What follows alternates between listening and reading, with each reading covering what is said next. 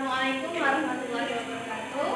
Kami dari kelompok 5 ingin mempresentasikan hasil dari diskusi kami yang berjudul Multikultural di Negara Rusia.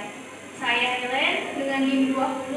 Di sini saya sebagai moderator dan partner saya Vanessa Gorol Samosir dengan NIM 100. Saya Indiani Putri dengan NIM 009. Saya Edin Amawati dengan NIM 103.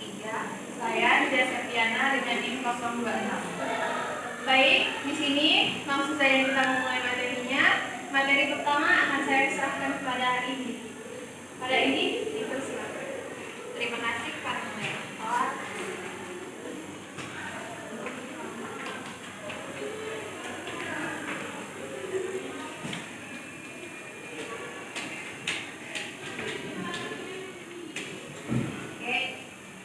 Di sini saya akan membahas mengenai pendidikan multikultural, autochtons dan migran di Rusia.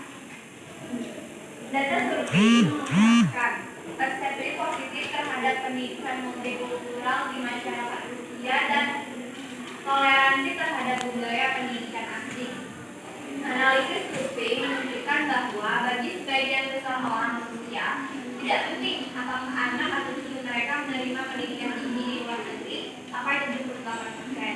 Di sini dapat disimpulkan bahwa masyarakat Rusia memiliki sikap yang lebih toleran terhadap sistem pendidikan dalam negeri dan dunia. Pendidikan multikultural di Rusia melibatkan sejumlah isu kompleks yang terkait dengan populasi autochton atau penduduk asli dan migran. Berikut beberapa poin penting terkait pendidikan multikultural di Rusia. Yang pertama yaitu penduduk autochton. Rusia memiliki beragam kelompok etnis yang dianggap sebagai autochton atau penduduk asli, seperti suku-suku Siberia, Tatar, Bashkir, dan lainnya. Pendidikan multikultural harus memasukkan kurikulum yang mencerminkan warisan budaya, bahasa, dan tradisi mereka. Yang kedua yaitu migran. Rusia juga merupakan tujuan migrasi bagi beberapa kelompok etnis dan pekerja migran.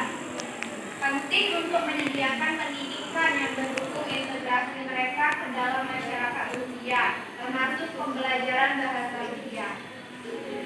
Yang ketiga yaitu bahasa. Pendidikan multikultural di Rusia perlu mempertimbangkan pengajaran dalam bahasa ibu kelompok etnis tertentu, sambil mempromosikan penguasaan bahasa Rusia sebagai bahasa nasional. Yang keempat yaitu kesadaran multikultural. Kurikulum harus mencakup pemahaman tentang keberagaman etnis, budaya, dan agama, serta mendorong toleransi dan penghargaan terhadap perbedaan. Yang kelima yaitu sumber daya dan pelatihan guru. Guru perlu dilengkapi dengan pengetahuan dan keterampilan untuk mengelola kelas-kelas multikultural dan memahami kebutuhan siswa dari latar belakang etnis yang berbeda. Yang keenam yaitu kebijakan pendidikan. Pemerintah Rusia harus memastikan adanya kebijakan pendidikan yang mendukung inklusi, keberagaman, dan penghapusan diskriminasi dalam sistem pendidikan. Pendidikan multikultural di Rusia adalah isu yang terus berkembang seiring berjalannya waktu, dan upaya yang kuat diperlukan untuk menciptakan lingkungan belajar yang inklusif dan mendukung bagi semua kelompok etnis di negara ini. Di bidang pendidikan, gagasan pendidikan multikultural bertujuan untuk menyesuaikannya dengan siswa dari negara lain dan mengatasi kontradiksi budaya, ras, dan agama di antara mereka. Baiklah, sekian dari saya kembalikan kepada moderator. Baik, terima kasih banyak kepada saudari Indi. Materi selanjutnya saya serahkan kepada saudari Indiani Putri. Pada Indiani, silakan.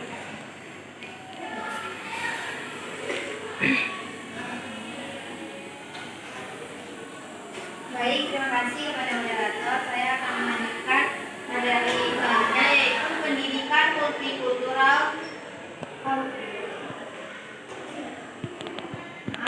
Kebijakan pendidikan multikultural di Indonesia.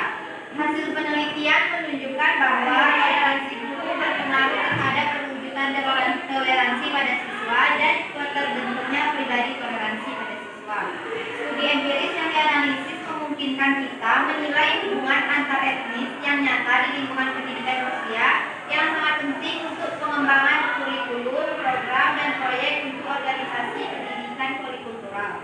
Kemudian teknologi pendidikan polikultural di Rusia mengikuti standar pendidikan pemerintah federal negara bagian dan mempertimbangkan usia, agama, dan kekhasan nasional.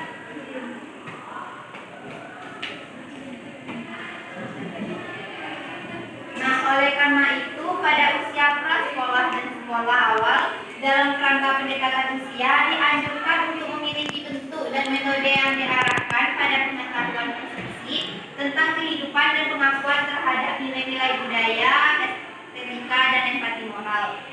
Pada masa remaja dianjurkan untuk memiliki teknologi pembentukan landasan moral dan pilihan tujuan hidup, pendidikan kedewasaan sosial, identifikasi kewarganegaraan, pelibatan remaja dalam situasi pemilihan nilai, interpretasi nilai-nilai tersebut, definisi moral, dan hubungan yang termotivasi dengan nilai-nilai tersebut, membantu dalam penilaian dan penilaian diri terhadap tindakan dan perilaku remaja, dan keterlibatan dalam kreativitas budaya. Baiklah, sekian dari saya kembalikan kepada Moderator.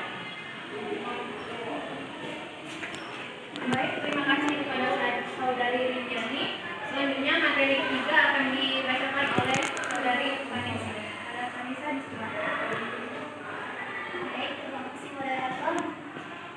Materi selanjutnya yaitu tentang pendidikan multikultural di Federasi Rusia dan Republik Kazakhstan dan Nasional Komunikan.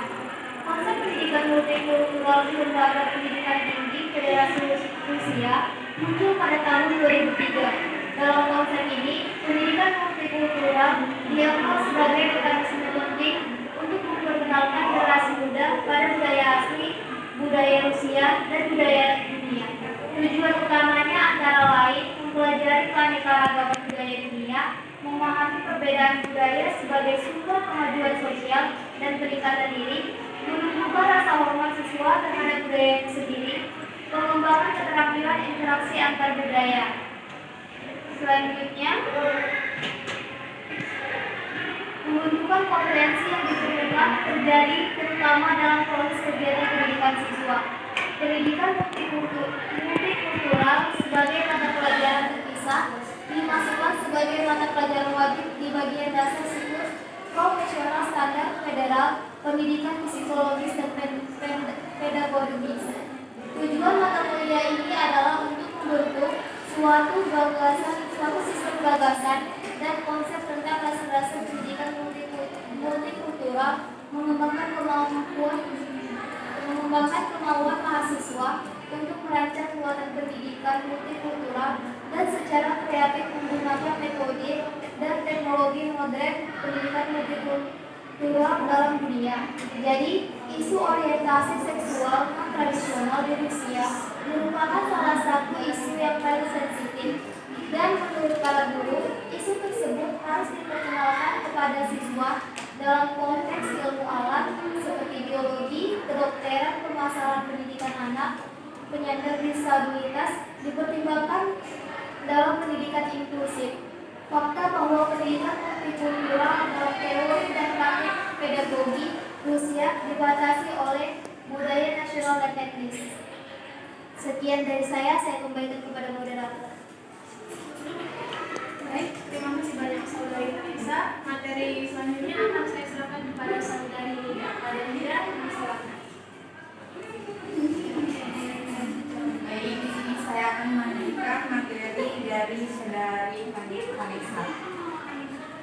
Bergabungnya Rusia dengan proses Bologna telah mendorong reformasi sistem pendidikan Amerika, termasuk sistem pelatihan guru.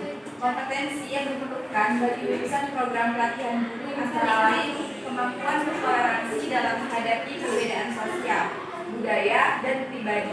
Persyaratan bagi lulusan program pendidikan psikologi dan pedagogis lebih jelas didefinisikan dan berfokus pada pekerjaan profesional dalam kondisi keragaman etnis, bahasa, dan agama.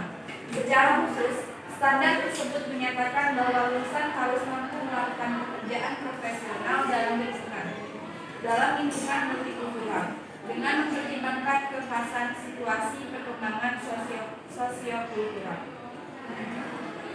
Selanjutnya, personifikasi pendidikan multikultural di Universitas Rusia. Lingkungan linguistik di Universitas modern Rusia menjadi semakin polikultural. Misalnya di Tatarstan atau subjek Federasi Rusia. Setiap tahun jumlah siswa dari CIS, negara tetangga dan luar negeri semakin meningkat. Lingkungan linguistik polikultural menjadi ciri yang sangat diperlukan dalam universitas modern. Permasalahan peningkatan kualitas bahasa polikultural dan pada dasarnya pendidikan profesi meresahkan banyak orang, termasuk pelajar. Ketika ditanya apakah nasionalisme berpengaruh terhadap kualitas pendidikan, 87,3% menjawab juga berpengaruh negatif terhadap kualitas bahasa dan pendidikan profesi. Berpengalaman 87,3%, tidak diuji minus 7,3%, tidak menjawab minus 5,4%. Terima kasih, saya kembalikan kepada moderator. Baik, terima kasih Saudara Yuda. Materi selanjutnya akan dibacakan oleh saya sendiri. Pendidikan multikultural di Federasi Rusia dan Republik Kazakhstan, tren umum dan nasional pendidikan. Pada tahun 2010, rancangan konsep pendidikan multikultural di Federasi Rusia itu diterbitkan resmi Kementerian Pendidikan dan Ilmu Pengetahuan. Di antara tujuan utama pendidikan multikultural tersebut, konsep itu menguraikan reproduksi dan pengembangan budaya nasional dan juga bahasa asli masyarakat Rusia sebagai alat penting sosialisasi generasi muda dan juga landasan penting bagi pembentukan dan definisinya negara sipil di Rusia. Garis dasarnya yaitu tingkat etnobudaya dan kewarganegaraan. Pembentukan identitas sipil Rusia dalam kondisi heterogenitas ini sosial dan politik wilayah Rusia. Bangsa Rusia yang multikultural dan multibahasa, pengembangan potensi pendidikan dan profesional Rusia, pelatihan generasi muda yang siap menjadi intelektual yang bertanggung jawab dan produktif, kegiatan organisasi dan operasional di dunia, multikultural dan multibahasa terbuka. Konsep pendidikan multikultural Federasi Rusia dan Rusia.